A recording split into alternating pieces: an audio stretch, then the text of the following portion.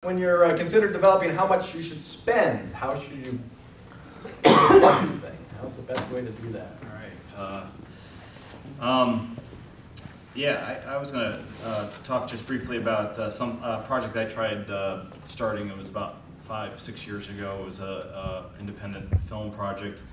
It's an idea that I had. It was called A War with No Soldiers, and I was really excited about it. That's when I was more enthusiastic about it. I've done 4 film attempts since then. That was my first one, but that was the biggest attempt. And everything was lined up. I mean, the writing was literally in the sky in regards to, boy, I should do this. The person that I was dating at the time was her uncle was the vice president of, and there's several, but the vice president of marketing for, vice president of the motion picture department for Kodak. So, in regards to film, he was promising us all free film stock. I was also, this same person was also a caretaker to a mansion in West Chicago, which since has been torn down, and it's called the Morton Salt Manor.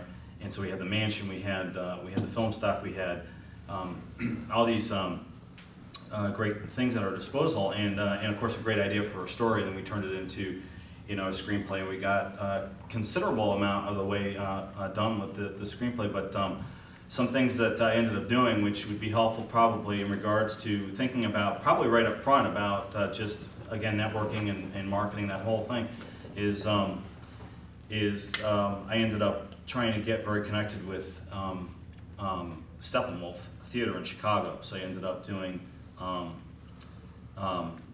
actually paying for, out of my own money, using the money I'm making in my business to pay for being in the director circle. So I got an opportunity to be around John Malkovich and Gary Sinise, and I thought this is a great way to meet even other actors that could.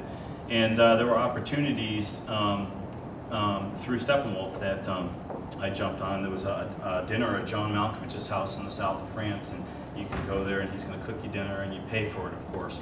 And anyway, I went to the south of France, and I did go to the Cannes Film Festival, timed out with the Cannes Film Festival, and then, boy, talk about a festival that's so big, you literally just get lost. And I tried doing whatever I could do to promote my film, and in fact, those little cards that you have are the exact same thing that I ended up taking with me to promote the film.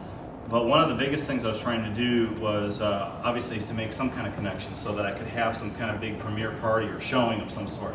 And at that party, I could actually bring, now people that I met through Steppenwolf or through whoever to come to the party.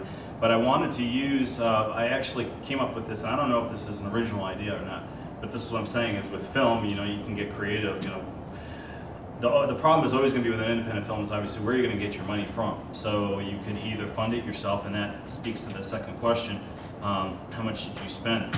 There was a quote, and I always remember it, that Steven Spielberg says, you never spend your own money for your own film projects, and it's true. So but I didn't learn my lesson. I dropped about $10,000 of my own money on this film project, and it ended up dismantling. But one of the things we tried doing is to have this, what we're going to do is, while we're working on the film, we're planning on having this big premiere showing, and we're trying to send out cards. I don't have any samples with me, and the cards were basically for, if someone, a person or an organization wanted to donate $50 or $100, they actually can go to the premiere showing of the film.